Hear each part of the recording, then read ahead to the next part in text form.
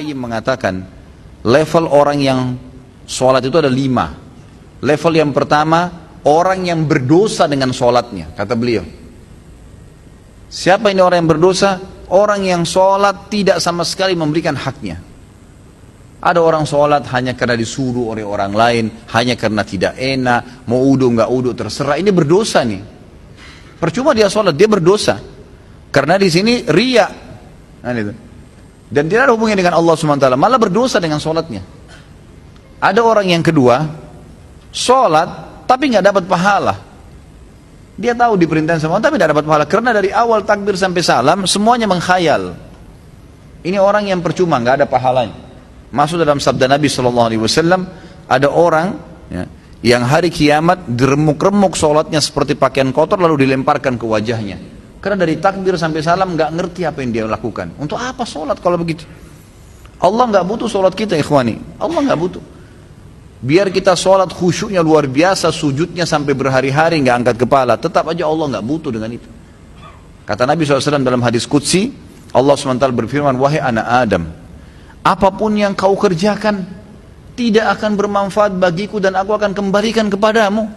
Itu amal kalian yang akan bermanfaat buat kalian sendiri, tidak ada manfaatnya buat saya. Kata Allah SWT, hadis Qudsi.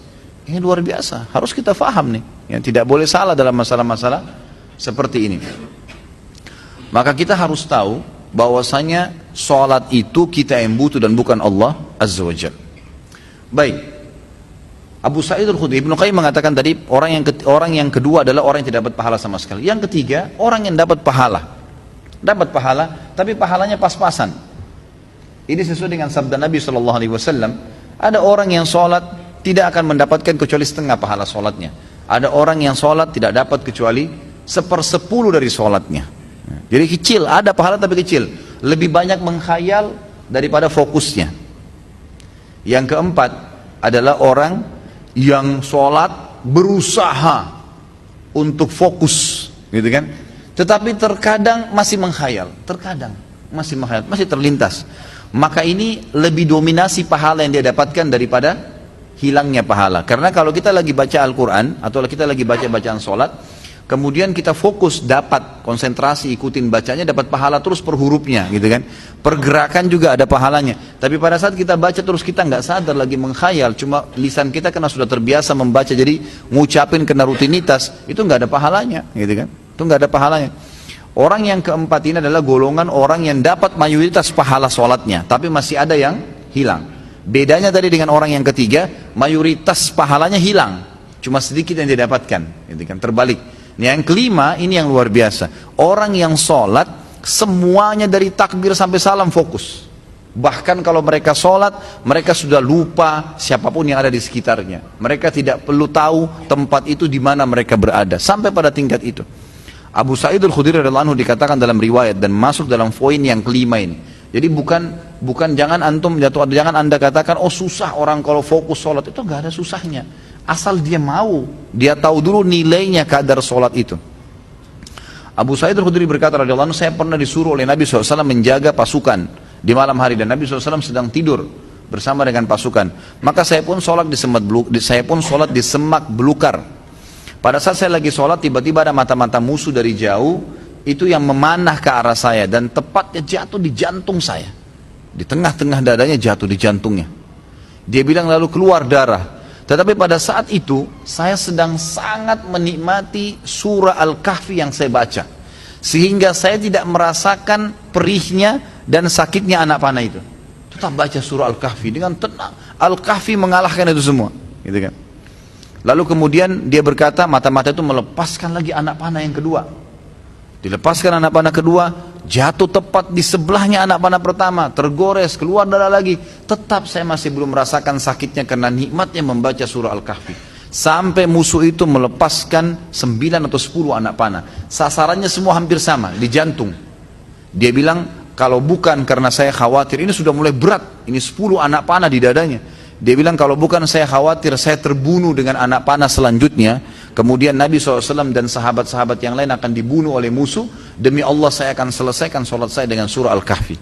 Tapi karena saya khawatir itu maka dia ruku. Dia bilang waktu saya ruku, kemungkinan mata-mata itu tahu kalau saya manusia. Tadi dia ragu. Kemudian dia lari dan tidak jadi menyerang pasukan muslimin. Tapi saksi bahasan kita bukan masalah perangnya. Bagaimana Abu Sa'id al-Khudri bisa fokus sampai tidak merasakan sakitnya anak panah. Coba nih teman-teman di sini kalau digigit nyamuk, ya. Digigit nyamuk gimana tuh? Jangan kan digigit, baru suaranya sudah buyar semua konsentrasinya, gitu kan? Seseorang di antara sahabat dan tabi'in dinukil dalam buku-buku tentang khusyuan sholat, kumbang datang menggigit, menyengat dahi mereka, berdarah, mereka nggak bergerak, seperti batang pohon yang kokoh. Luar biasa ini. Karena mereka tahu sama siapa mereka berhadapan, gitu kan? Dan memang ini sudah menjadi tradisi mereka ya. Bagaimana jikalau kita sholat tapi memikirkan level-level sholat seperti yang Pak Ustadz rincikan dengan pembahasan barusan, apa tetap dapat pahala? Level-level sholat apanya mesti dibayangkan? Enggak, fokus bacaan saja, enggak usah bayangkan yang lain. Alhamdulillah Rabbil Alamin, fokus ucapan diucapkan, telinga kita mendengar, mata kita dibuka lihat tempat sujud. Udah, renungi maknanya. Kalau enggak ngerti maknanya, maka kita ikutin bacaannya. Alhamdulillah Rabbil Alamin, kita dengar dengan kuping kita, gitu kan? Ar-Rahmanir Rahim kita dengar. Masa kalau dengar musik bisa konsentrasi, dengar Quran tidak bisa, gitu ya? Jadi gitu, seperti itulah. Jadi nggak usah bayangin apa-apa, nggak usah bayangin apa-apa. Tadi ada yang bayangin kambing sama ayam apa segala, nggak perlu, gitu. Apakah level-level tipe sholat tersebut berkorelasi dengan level-level dosa yang telah kita lakukan? Dalam artian level 5 itu dosanya sedikit. Iya tentu saja, karena itu memang ada hadis Nabi SAW, ya. Jadi dosa itu bisa menghambat rezeki dan bisa menghilangkan atau mengurangi konsentrasi kepada Allah SWT. Malasnya kita ibadah justru karena adanya dosa, salah satunya. Maka coba perbanyak istighfar, perbanyak istighfar. Saya punya pengalaman pribadi, pernah saya belajar waktu saya masih SMA kelas 3 di kota Madinah pada tahun itu, salah waktu itu tahun 1993. Kemudian saya di masjid kampus lagi menghafal materi balaghah. Memang agak sulit waktu itu materinya. Saya coba hafal nggak bisa, lupa terus. Saya juga kalau sholat, gitu kan, sering kadang-kadang tidak konsentrasi, lebih banyak menghayalnya. Subhanallah, ada teman dekat saya, Dr. Muhammad namanya, sekarang baru selesaikan S3-nya doktornya. Adik kandungnya Dr. Sulaiman Rahili, sahabat dekat saya, gitu kan. Maka beliau datang ke saya dan mau mengajar. Waktu itu beliau tingkat 2 kuliah di kuliah hadis, ngajar saya. Sebelum buka buku balaghah itu, saya dari asar nih sudah baca nggak faham-faham. Dari habis duhur malah. Pulang dari kelas ujian saya baca sampai menjelang isya belum faham. Habis isya dia datang ngajar saya. Terus saya tanya, akhi, apa sih sebenarnya penyebabnya? Saya kalau sholat nggak konsentrasi, baca buku nggak bisa hafal-hafal. Dia ucapin kalimat subhanallah menyentuh saya. Dia bilang, mungkin kamu masih punya dosa. Padahal waktu itu saya masih kelas 3 SMA. Dan ini teman-teman perlu tahu ya, saya SMA itu di Madinah.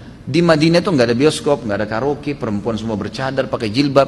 Hiburan kami itu dulu kampus, Masjid Nabawi, gitu kan. Kalaupun kita masuk ke mall, ke pasar-pasar, nggak ada musik, beli kebutuhan, kemudian pulang ke kampus. Nggak ada celah yang kita katakan ada dosa kayak di Indonesia. Orang yang masya Allah SMA-nya di sini luar biasa kemana-mana. Tapi itu saja masih cukup membuat saya tidak bisa khusyuk gitu. Lalu dia bilang, coba akhi, ente istighfar kepada Allah SWT, kemudian coba sholat. Ya, kan? Mungkin tujuan dia waktu itu mengajak untuk sholat taubat ya. Ada hadis Nabi SAW riwayat Abu Daud dengan sanad hasan. Tidak ada seorang hamba yang berbuat dosa, kemudian dia berwudu, lalu dia sholat 2 rakaat, lalu dia beristighfar kecuali Allah ampuni dosanya. Maka saya astagfirullah wa atubu ilaih, saya berdiri, saya sholat. Waktu itu 2 rakaat menghadap kiblat. Subhanallah, begitu saya salam, ini pengalaman pribadi. Begitu saya salam, saya belajar dengan dia setengah jam buku itu saya fahami. Setengah jam buku itu saya paham. Bahkan saya hafal hal-hal yang tidak saya hafal sebelumnya, yang sudah mungkin 6 jam saya belajar, gitu kan. Subhanallah, saya jadikan patokan, ternyata memang dosa bisa jadi penghambat itu. Maka makin pekah, makin dekat dengan Allah SWT, maka makin berpengaruh kehusyuan tentunya.